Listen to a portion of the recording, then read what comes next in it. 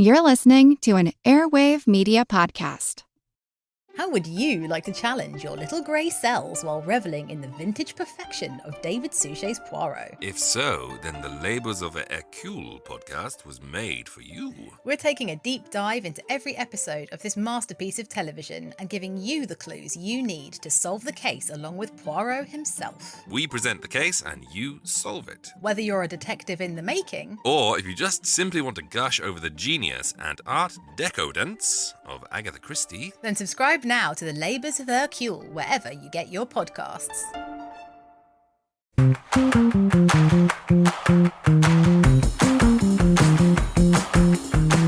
Hey, and welcome to Fan Theory Queries, where we analyze fan theories from all over the internet, but mostly Reddit. I'm Laura. I'm Michael. And I am Spencer. In this episode, we're going to take a look at a theory from Reddit from the author Something Asar. And the theory, everyone, go back in time, ready to relive your lives in the 90s. The OG amazing movie with live action cartoon animation, not Roger Rabbit, but we're talking about Space Jam and how it could have been seen by one Harry Potter.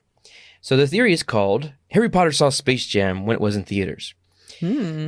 So before they even get into the theory, they want to put forth some evidence here.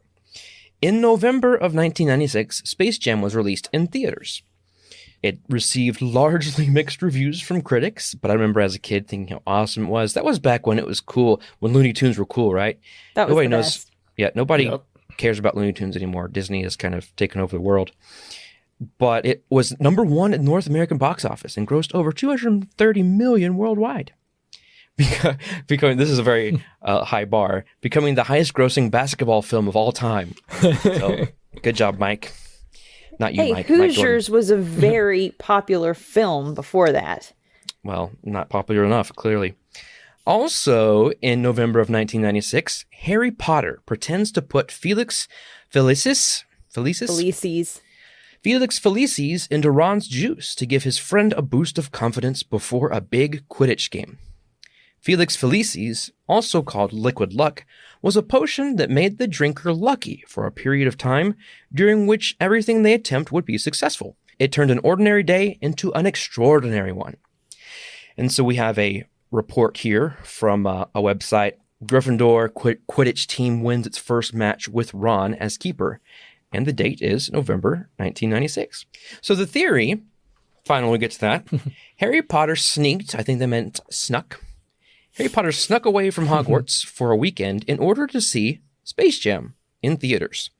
It was fresh on his mind later when he saw Ron having the same confidence problem that the Toon Squad had in the movie. So he did what Michael Jordan did and pulled a secret stuff trick on his good friend. Oh, so good. Now I will correct him a little bit. It was actually Bugs Bunny that came up with the idea for the secret stuff. But anyway, Mike went along with it. So here's a quick refresher of this particular scene, courtesy of morningchalkup.com.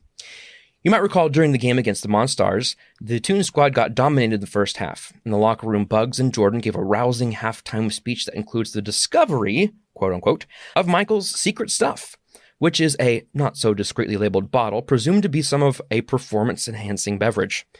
In the second half, the Looney Tunes make a comeback following the shared consumption of said bottle, but Wayne Knight does not get any of it.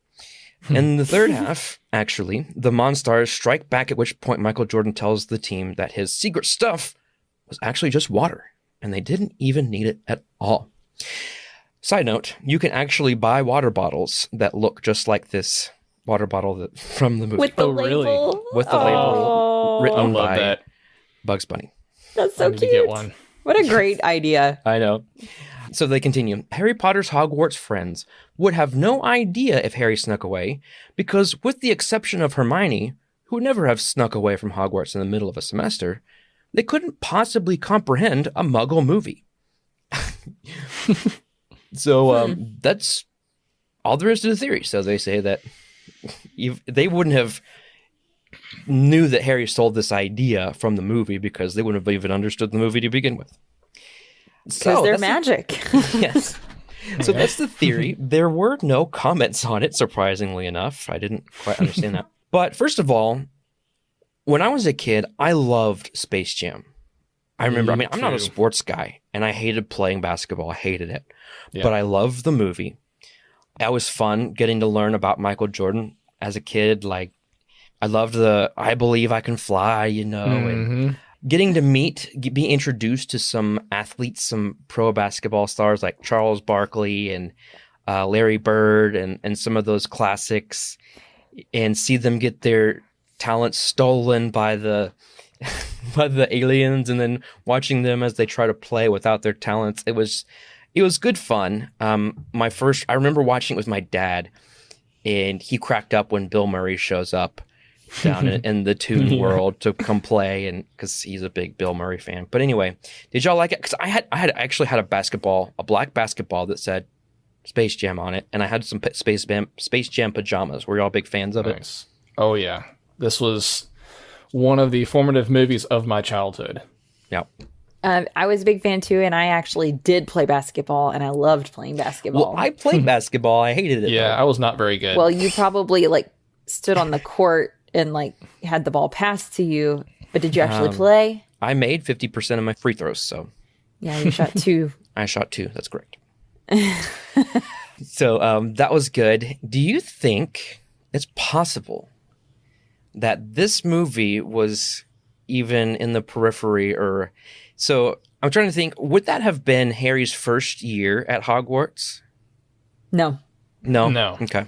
Because since Ron is playing on the Quidditch teams, and first years don't normally get to play on the Quidditch team, the only exception was for Harry because he was an excellent seeker and they couldn't find a seeker. That's ironic. But once Ron's playing, you know that's later. Okay. Yeah. Okay. So I'm going to need y'all's help with some of these questions as we kind of break this down.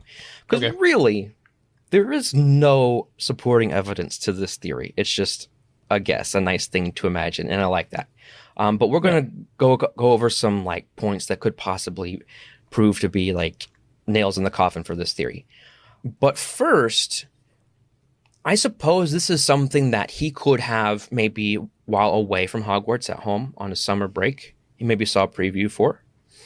I could bet you anything Dudley would have been a huge Space Jam fan, would have been highly, the movie would have been highly anticipated by Dudley, so he would have heard about it all the time at home. Here's some evidence that I can provide. In one of the movies, we see, don't we see Dudley watching Looney Tunes? Oh, watching Looney Tunes? I don't know. Isn't he watching the opera scene?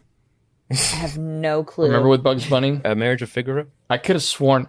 I could be completely wrong, listeners. Well, there's Marriage of Figaro and there's Flight of the Valkyrie. Oh, that's right. Yeah, I could be completely wrong, but in my head, I'm just remembering seeing Looney Tunes on the screen whenever Dudley's watching it. Because, they're both Warner Brothers properties, so Warner Brothers could have used that. But how widespread are they in the UK? That's what I was about to ask. I don't know. Would Space Jam have been as popular over there because it was about an American sport, starring an American sports? You don't get more American than Michael Jordan, except for maybe Larry Bird. I don't know, because for me, it's kind of a non-issue just because I love a lot of foreign things, especially British movies and shows and stuff like that.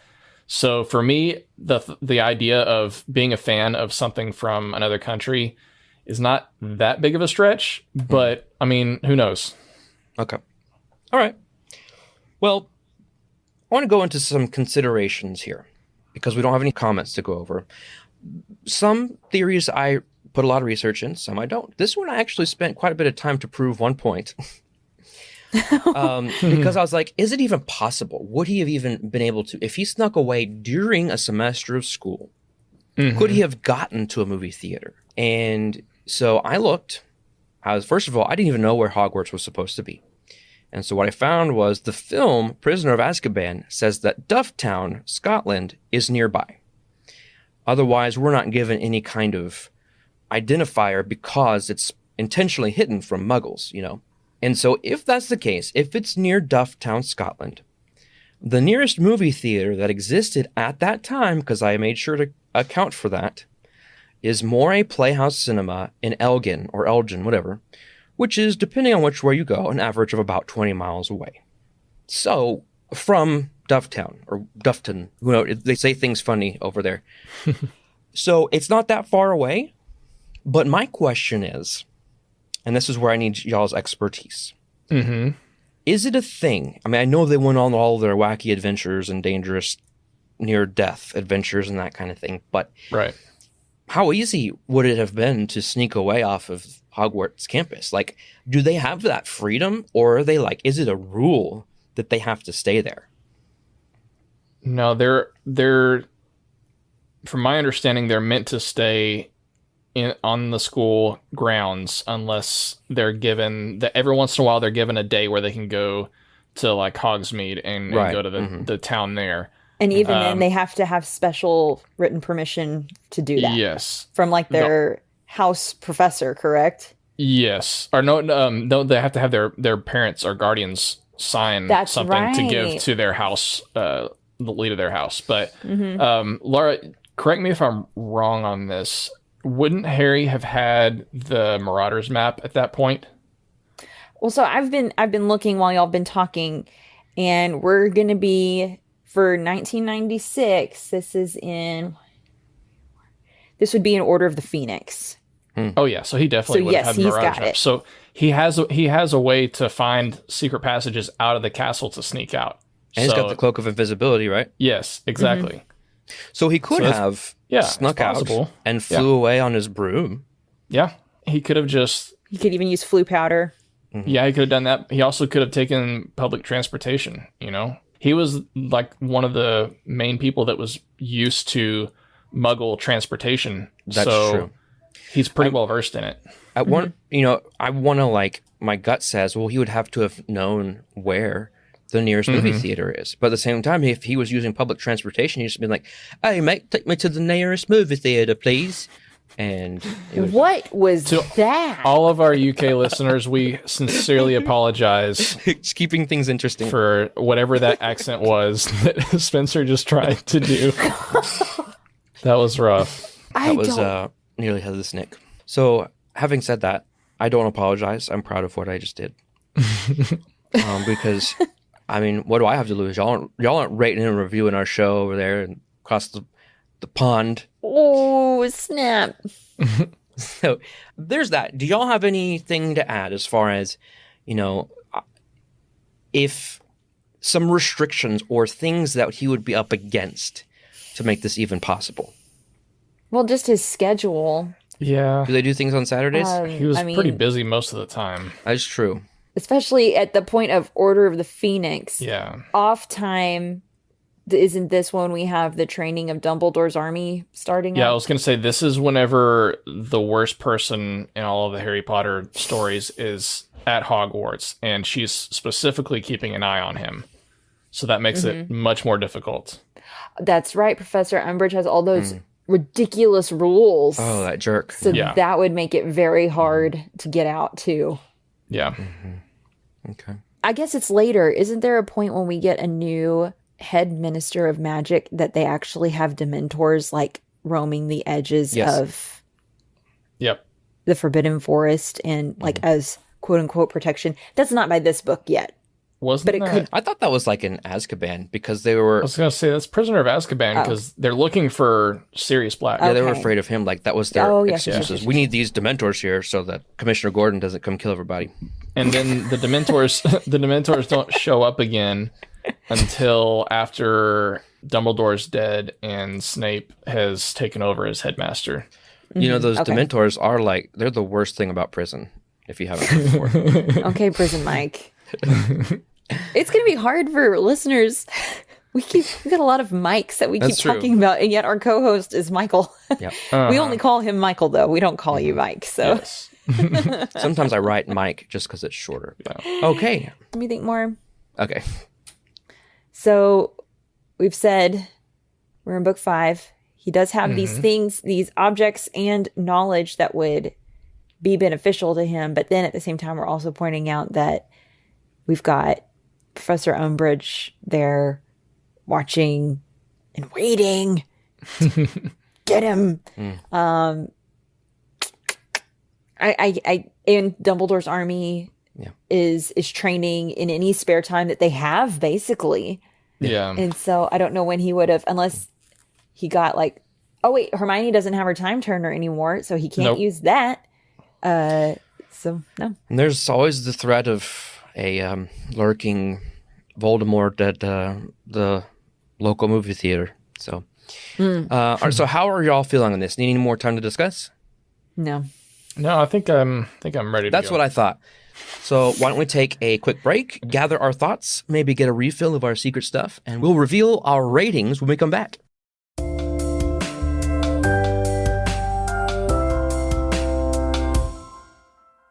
How would you like to challenge your little grey cells while reveling in the vintage perfection of David Suchet's Poirot? If so, then the Labours of a Hercule podcast was made for you. We're taking a deep dive into every episode of this masterpiece of television and giving you the clues you need to solve the case along with Poirot himself. We present the case and you solve it. Whether you're a detective in the making, Or if you just simply want to gush over the genius and art decadence of Agatha Christie, then subscribe now to the Labours of Hercule wherever you get your podcasts.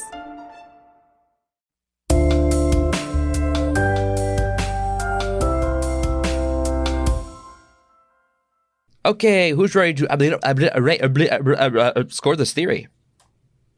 What just happened to you? So I was being Porky Pig, trying to say Oh. rate, but I couldn't say rate, so I said theory. I mean score. So I said score this theory. Goodness gracious. Good try. All right, so since we are all ready to rate, and I've made a mess of my words, Michael, do you mind going over our rating scale real quick? You know what? I would love to. That's not what I asked.